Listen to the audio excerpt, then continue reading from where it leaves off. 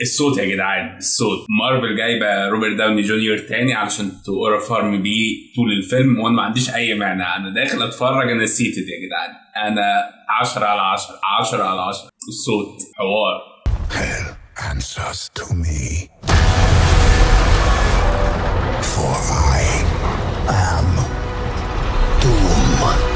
مارفل لسه كانت في البانل الجديد بتاعها من سويعات قليله، اعلنوا حاجات كتير جدا. الاكس مان الجداد، اعلنوا كمان على فيجن كويست اللي هو بتاع جوز واندا، وعملوا لوك جديد او نزلوا اعلان جديد لدومسداي. الاعلان ده كان اتعرض اول مره في كوميك كون من حوالي كام اسبوع كده، بس كان اتعرض في كوميك كون نفسه، ما نزلش بنسخه ديجيتال اونلاين. بس نزلت النسخه دلوقتي وهتفرج عليها وبعدين اقول شويه ملاحظات كده عنها. بس انا حتى ما نمتش، وكنت متحمس ان نتكلم عليه اول ما نزل، وقلت انا هشوفه بس مش هتكلم عليه دلوقتي، بس كده انا مش هعرف ادي الرياكشن بتاعي، فقلت ادي الرياكشن بتاعي الاول هنا وبعدين نشوف. يلا نشوفه على موبايل تاني زي ما نولان انتندد بالظبط. يلا بينا.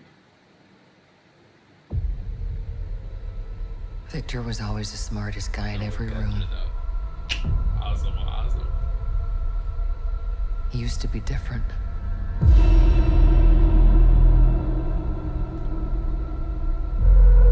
He used to be kind, he used to be caring. And then everything he loved was taken from him. I knew he was lost, but I did not realize that he was broken.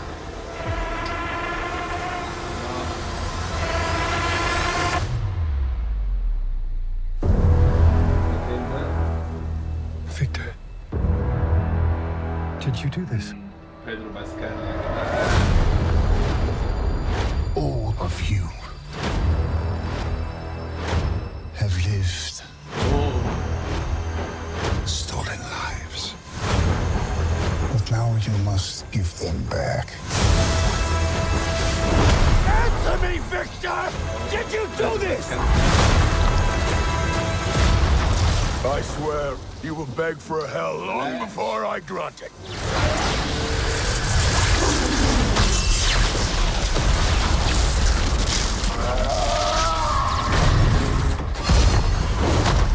Hell answers to me,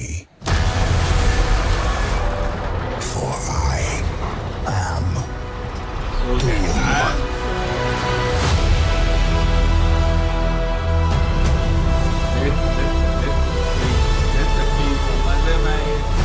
طب اول نقطه نركز عليها او عجبتني في الاعلان جدا ان هم مركزين على علاقه الفانتاستيك فور بدوم نفسهم، انه جايبين سو هي اللي بتحكي في الاول، جايبين بيدرو باسكال او ريد وهو بيتكلم معاه وبيقول له فيكتور انت اللي عملت ده. الصوت يا جدعان حوار. وبيدرو باسكال يعني ممثل يعني، وانا كنت بحب جدا، مش كنت بحب، لسه بحب الفيلم بتاع فانتاستيك فور نفسه اللي هم عملوه. شايف انه من احسن افلام مارفل الاخيره، وحلو انهم مركزين على العلاقه في الاعلان، لان اللي قرا الكوميكس عارف ان هو ده المحور. هو اصلا بدايته كانت مع فانتاستيك فور، بس اللي قرا التسريبات بقى انا مش هتكلم عنها دلوقتي، هتكلم عنها شويه في اخر فيديو. هعمل فيديو تاني ليها، البلوت نفسه، البلوت اتسرب وبنسبه كبيره هو ده اللي هيحصل في الفيلم. هبقى اعمل حلقه مخصوصه للتسريبات. بس هي يعني العلاقه بتاعتهم مؤثره في الفيلم، بس مش هو اللي هيبقى الاساس في الفيلم. اللي هيبقى في الاساس او اللي هيتاذي في الفيلم قوي هو كابتن امريكا. عجبني كمان العلاقات اللي هم حاطينها ما بين الاطفال وبتاع، حتى دوم بيبص لصوره فيها ام وفيها ابن كمان، وده مهم للاحداث اللي هتحصل في الفيلم. وستيف نفسه موجود ومعاه ابنه. يعني مش عايز اتكلم دلوقتي عن اللي هيحصل، بس عموما الاعلان حوار. يعني الكاستم والشكل بتاعه برضو لا معمول حلو يعني. هما وكمان اللحظات اللي هم ظهروا فيها الاعلان، صوته لسه ان هم ما ظهروش غير بماسك واحد لانه ديسفيجرد او في حاجه حصلت في وشه، فهو مستعر من وشه بشكل او باخر. مش عارف ازاي هيعرضوا ده في الفيلم نفسه، او هيربطوه بان هم جايبين روبرت داوني جونيور نفسه يعمل الشخصيه، لان روسو براذرز قالوا ان ده هيتفسر. مش عارفين بقى هيتفسر في الفيلم ده ولا في سيكريت وورز، بس ان هو هيتفسر عموما، ليه جايبين وليه هو شبه توني ستارك. في بقى مشكله بسيطه في السي جي اي، لان روسو براذرز ما بيحبوش يشتغلوا براكتيكال، ما بيحبوش يعملوا الحاجات حقيقيه، فبيشتغلوا سي جي اي كتير، ودي بتبقى نقطه ضعف شويه، لان المعارك لما بتشوفها مره واثنين وثلاثه تكتشف ان هم شويه ناس في جرين سكرين، يعني حرفيا شويه ناس في الفضاء كده، في ارض الله الواسعه، فاهمني؟ اللي هو الموضوع ما تحسش خالص ان هو براكتيكال زي ما شفنا في سبايدر مان الاخير مثلا. الموضوع ما بيبقاش احسن حاجه، بس الهايب بتاع الفيلم والشخصيات نفسها والديناميك والكاريزما بتاعت الشخصيات بتعوض ده. وروسو براذرز برضو بيعرفوا يبنوا فيلم حلو للافنجرز. يعني انا مستني الفيلم، واعتقد مش انا بس، الناس كلها متحمسه لسيت الفيلم ده. عجبني في الاعلان ان هم ظهروا التيمات المختلفه بتاعت الافنجرز او الثلاث تيمات اللي هتظهر في الفيلم. بس ببساطه يعني هو تمهيد لدكتور دوم، اللي هو ازاي هو الشخصيه شايفه نفسها اكتر حد سمارت في الروم، ازاي هو مخيف، والاعلان نفسه فيه فايب كده ان هو مقبض وبتاع. هي نفس الفورمولا بتاعت انفينيتي وور واند جيم، اللي هي هيورونا الفيلم الاول بشكل ما كل الابطال بتوعنا او الهيروز هيتغلبوا او هيتعرضوا لهزيمه قاسيه. في الفيلم الثاني بيحصل ايه بقى؟ ريست، او بيحصل ايه؟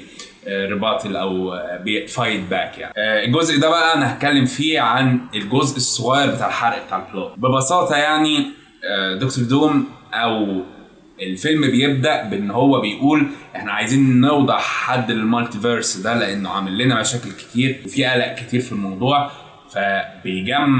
بيروح لفانتاستيك فور الاول، وبعدين بيجمعوا بعض وبيجمعوا التيمات التانية بتوع الافنجرز الجداد والقدام والاكس مان، علشان يوقفوا ان الاكوان تخبط في بعض وتنتهي دي. طبعا بنعرف ان الخطه اللي هو عاملها دي لهدف ما، وهو عايز يعمل حاجه في دماغه، وللاسف جزء من الضرر ده او جزء من المأساة اللي هتقع، هو طبعا التيم كله هيتغلب ودوم هيطلع منتصر في الاخر، بس اكتر حد هيتضرر في الفيلم الاول هو ستيف. ولكن لغايه ما اعمل الحلقه بتاعت التسريب نفسها واتكلم عن البلوت بتفاصيلها، المفروض الفيلم هيبقى مأساوي شويه، وده اللي احنا عايزين نتفرج عليه. والاعلان ظهر الفايب ده وظهر جوه، فانا جدا متحمس اكتر من كنت متحمس، ومستني اشوف ايه اللي هيحصل. واستنوا الايام الجايه هبتكلم على الحلقه على التسريب اللي حصل، وازاي التسريب ماشي بالبلوت ماشي ازاي ستيب باي ستيب.